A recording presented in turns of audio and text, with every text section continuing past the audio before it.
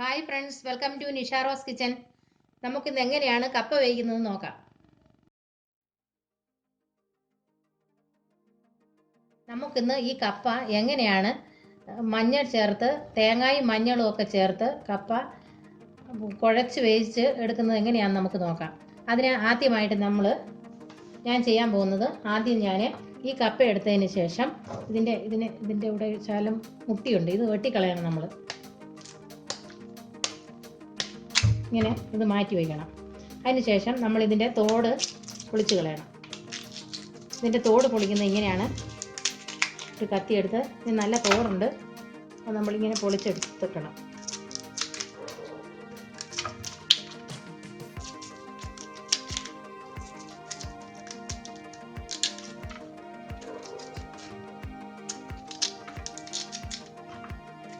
പെട്ടെന്ന് തന്നെ നമുക്കിത് ഇങ്ങനെ റെഡിയാക്കി എടുക്കാൻ പറ്റും. ഇപ്പോൾ ഇത് റെഡിയായി. നമുക്കിതിനെ കട്ട് ചെയ്ത് ചെറിയ കഷ്ണങ്ങളാക്കി എടുക്കാം. അതിന് ശേഷം വീണ്ടും ഇതിങ്ങനെ ഇട്ട് പൊളിച്ചെടുക്കാം.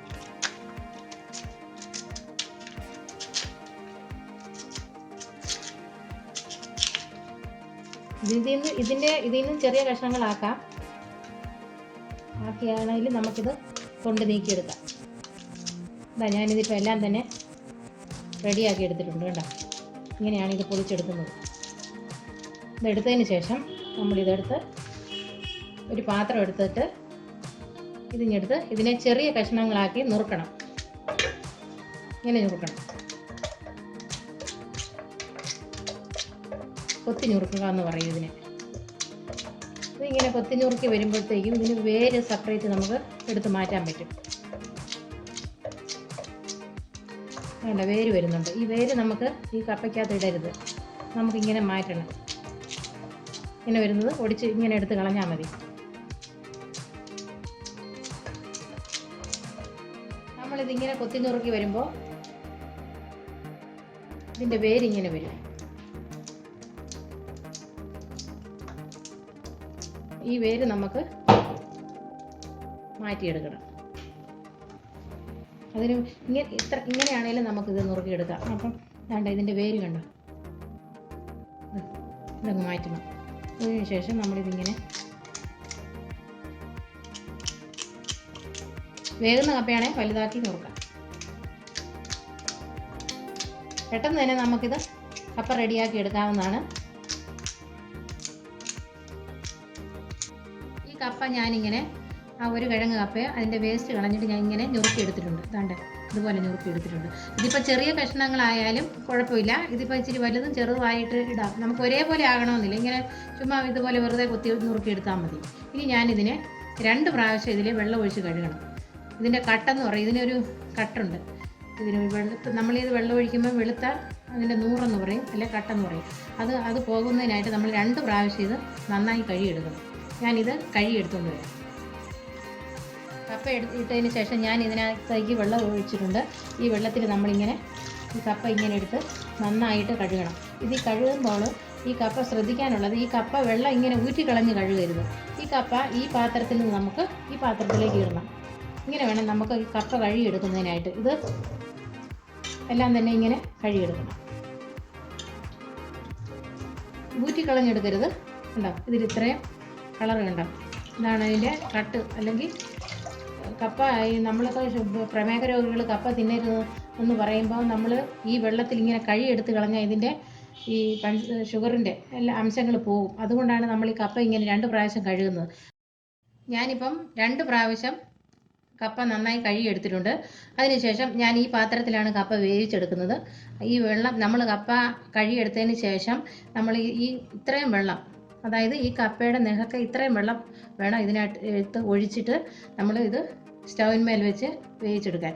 ആദ്യം നന്നായിട്ടൊന്ന് ഒരു 3/4 വേഗമാകുമ്പോഴത്തേക്കും നമ്മൾ ഈ കപ്പയുടെ വെള്ളം ഊറ്റിക്കളയണം. അതിപ്പോൾ ആദ്യം നമുക്ക് ഇത് സ്റ്റൗവിന്മേൽ വെച്ച് തീ ഓണാക്കാം. കപ്പയിൽ വെള്ളം ഒഴിച്ചതിന് ശേഷം ഞാനിത് സ്റ്റൗ ഓണാക്കി അടുപ്പിന്മേൽ വെച്ചിട്ടുണ്ട്. ഇനി ഇതൊന്ന് തിളച്ച് വരട്ടെ. ഇപ്പോൾ കപ്പ നന്നായിട്ട് തിളച്ചിട്ടുണ്ട്. ഇപ്പോൾ ഒരു 10-15 കപ്പയുടെ വേവെന്ന് പറയുന്നത് ഏത് കപ്പ ആണോ അതെടുക്കുന്നത്, വേവ് കുറവുള്ളതാണെങ്കിൽ പെട്ടെന്ന് ഇതുണ്ടാവും വെന്തു. ഇതിപ്പോൾ പെട്ടെന്ന് വെന്തു കപ്പ. ഈ കപ്പ നമ്മൾ ഇതാണ്ട് ഇങ്ങനെ നന്നായിട്ട് തിളച്ചൊരു 3/4 വേവായി. ഈ വേവാകുമ്പോൾ നമ്മളിതിനെ ഒന്ന് ഊറ്റി കളയുന്നു. ഈ വെള്ളം ഊറ്റി കളയട്ടെ. ഇനി ഞാനിപ്പോൾ ഈ കപ്പ ഒന്ന് ഊറ്റി കളഞ്ഞു, വെള്ളം എല്ലാം ഊറ്റി കളഞ്ഞു. അതിനുശേഷം വീണ്ടും വെള്ളം ഒഴിക്കുകയാണ്. ഞാൻ കപ്പയ്ക്ക് ഇതുപോലെ വെള്ളം ഒഴിച്ചു വീണ്ടും. അതായത് ഇത് രണ്ടാമത്തെ പ്രാവശ്യമാണ്. ഞാൻ ആദ്യം ഒന്ന് ഊറ്റി കളഞ്ഞു, അത് കഴിഞ്ഞ് വീണ്ടും ഞാൻ വെള്ളം ഒഴിച്ചിട്ടു. ഇനി ഒന്നുകൂടെ ഊറ്റിയതിന് ശേഷം നമുക്ക് അരപ്പ് റെഡിയാക്കാം. അപ്പോൾ അതാണ്ട് വീണ്ടും നമ്മൾ വെള്ളം ഒഴിച്ച് വെച്ചതിന് ശേഷം അതാണ്ട് ഒരു 10 മിനിറ്റ് കഴിഞ്ഞ് കാണും. അപ്പം നന്നായിട്ട് തിളച്ചിരിക്കുന്നു. കപ്പ ഇങ്ങനെ കോരി നോക്കുമ്പോൾ നന്നായിട്ട് വെന്തിരിക്കുന്നു. ഇനി നമുക്ക് ഈ വെള്ളം ഊറ്റിക്കളയാം. ഞാനിത് രണ്ടാമത് ഊറ്റി കളഞ്ഞു. ഇതിപ്പോൾ ഇങ്ങനെ ഊറ്റി എടുത്ത് വെക്കണം ആദ്യം. ഇത് ആദ്യം കപ്പ നമ്മൾ റെഡിയാക്കി വെച്ചിരിക്കുകയാണ്. ഇനി നമുക്ക് ഇതിൻ്റെ അരപ്പ് എന്തെല്ലാം വേണമെന്ന് നോക്കാം. ഇനി കപ്പയ്ക്കുള്ള ചേരുവ, അതായത് അരപ്പ് റെഡിയാക്കേണ്ട ചേരുവ എന്തെല്ലാം വേണം നമുക്ക് നോക്കാം. ഒരു പച്ചമുളക്, തേങ്ങ ചിരവിയത്, കറിവേപ്പില, മഞ്ഞൾപ്പൊടി, വെളുത്തുള്ളി, ഇത്രയുമാണ് ഇതിൻ്റെ ചേരുവകൾ.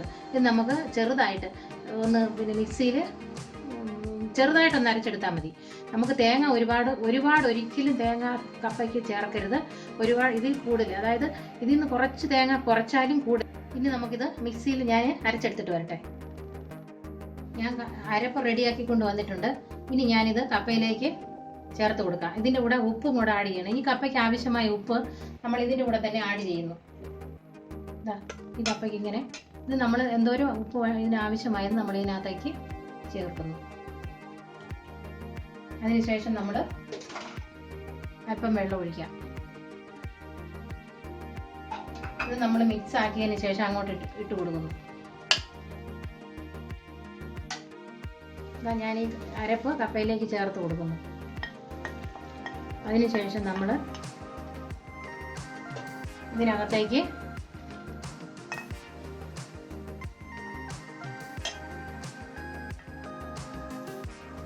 വെള്ളം ഒഴിച്ചു കൊടുക്കുന്നു. ഇത് നമ്മൾ വെള്ളം ഒഴിച്ചു കൊടുക്കുന്നതിന് ഈ അരപ്പ് ഇതിനകത്ത് കിടന്ന് അല്പനേരം വെന്ത് വരണം. അല്പം വെന്ത് ഇതിൻ്റെ പച്ച മണം മാറുന്നതിനായിട്ട് നമുക്ക് അല്പം വെള്ളത്തിൻ്റെ ആവശ്യമുണ്ട്. അതാണ് ഞാൻ ഈ വെള്ളം ഒഴിച്ചു കൊടുത്തിരിക്കുന്നത്. ഒരുപാട് ഒഴിക്കരുത്. അതൊന്ന് ചെറുതായിട്ട് ഈ അരപ്പിൻ്റെ മണം മാറാൻ വേണ്ടി ഒന്ന് വെന്ത് വരണം. അതിന് വേണ്ടി മാത്രമാണ് ഈ വെള്ളം നമ്മളിങ്ങനെ ഒഴിച്ചു കൊടുക്കുന്നത്. ഇനി നമ്മളിത് മൂടി അടച്ചു വയ്ക്കുന്നു. അടച്ചു വെച്ച് ഒരു ചെറിയ ഫ്ലെയിമിൽ വേണം നമുക്കിത് വെച്ചേക്കാൻ. അതിനുശേഷം നമ്മളിതെടുത്ത് വെള്ളം വറ്റിയോ നമ്മളിങ്ങനെ നോക്കണം. കണ്ട വെള്ളം കിടക്കുന്നു.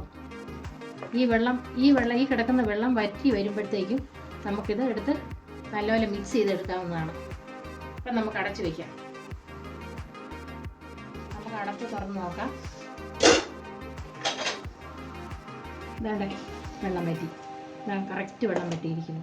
നമ്മൾ ഇത് ഇങ്ങനെ വെച്ചിട്ട് നമ്മൾ ദൂരേക്ക് പോകരുത്. പോയി കഴിഞ്ഞാൽ കപ്പ കരിഞ്ഞു പോകും. അതുകൊണ്ട് അടുത്ത് നിന്ന് തന്നെ നമുക്ക് ഈ വെള്ളം വറ്റി ഇങ്ങനെ കപ്പ റെഡിയാക്കി എടുക്കണം. ഊറ്റി കഴിഞ്ഞ് അരപ്പിട്ട് കഴിഞ്ഞാൽ നമ്മളിത് സ്റ്റൗവിന്മേൽ വെച്ചിട്ട് പോകരുത്. റെഡി ആയിരിക്കുന്നു. ഇനി നമുക്കിതിനെ ഇങ്ങനെ ഇളക്കിയെടുക്കണം.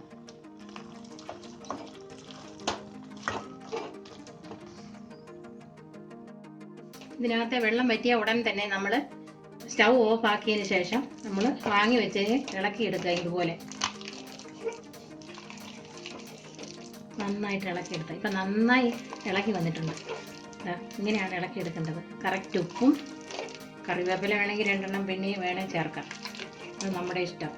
ഇപ്പം റെഡിയായി വന്നിട്ടുണ്ട്. ഇനി നമുക്ക് ഇത് സെർവിങ് പ്ലേറ്റിലേക്ക് മാറ്റാം.